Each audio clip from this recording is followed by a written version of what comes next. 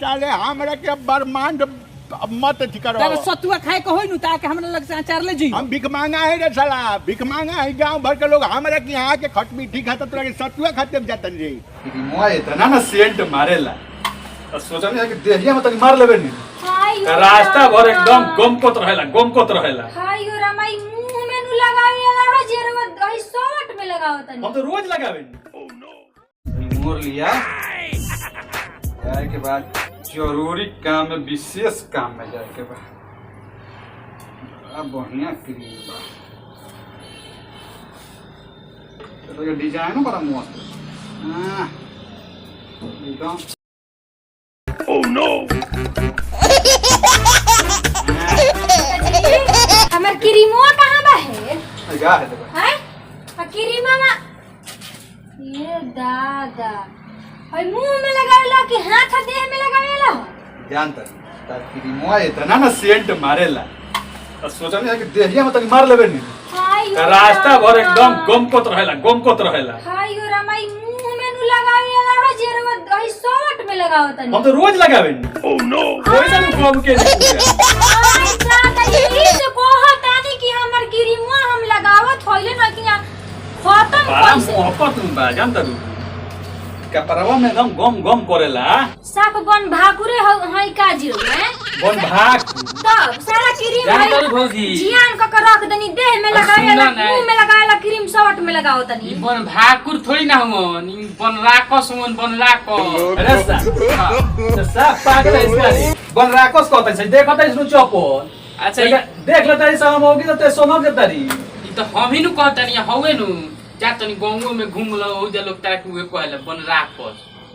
गांव के लोग हमरा बन राकोस कहता ना ना त नीमन कहई हई, मुंह में क्रीम शर्ट में लगा के जे घूमी ओकरा के लोग बन राकस नु कही। क्रीमवा तो नीमन लगत ल त देहिया में लगा ले तो नहीं कपड़वा में।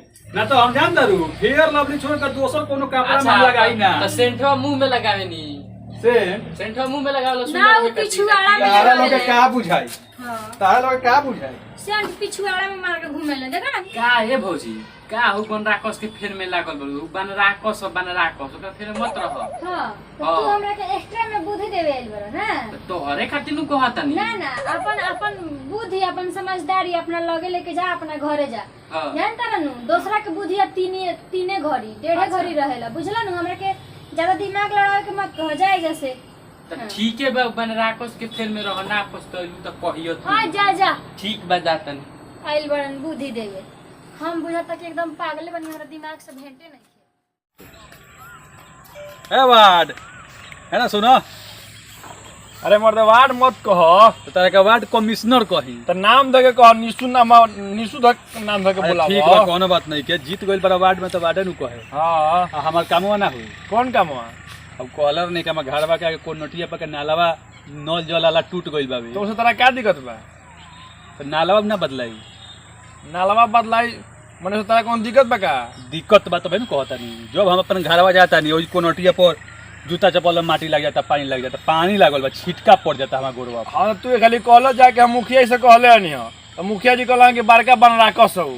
हमरा के बन राकस कहता। हां तारा को बड़का बन राकस हो। आ का कहला जाकी का कहनी कि देखा ना एगो मुखिया जी एगो नल एगो खराब हो गइल बा, बार-बार कंप्लेन आवता, गोर पर छिटका पड़ता, कागज में कहता कि नल के बदलवा दे। एगो बात सुन लो, नालवा ना बदलवाइबा नु नालवा तो तारा पर कंप्लेन करे। मुखिया से कहला ना ई बतिया मुखिया जी से कि बहुत बोलेला जवान था। मुखिया जी कहता कि तुहो का अनराकस बनराकस के बात सुने लो, बड़का बनराकस हो ओकर बात मत सुनी हो। हम बनराकस आदमी हई। मुखिया जी तो कहत रहो अच्छा तो की पर आवस वोट मांगे नु तो ना उनकरा के बनराकस बने नहीं तो उहो बुझी हो। हां त उनके से कहो हमने के हाथ में कुछ नहीं है, सब मुखिया जी के हाथ में बा।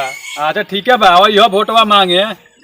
वोटवा के पहले नीमन आदमी रहता नहीं हो। आ जब एगो नल लगाओगे को हदनी साले ऐसन वार्ड बारह तू लो साले एगो नल लगा दे रहा 2 महीना में टूट गई। मैं रोड पर पानी हो जाता, नल तालो से नहीं बदला। अच्छा 4 लाख 5-5 लाख के तार लोग के घर में टाइल्स मार्बल लग जाता। और यो लोग बाद वोटवा मांगे हम वोट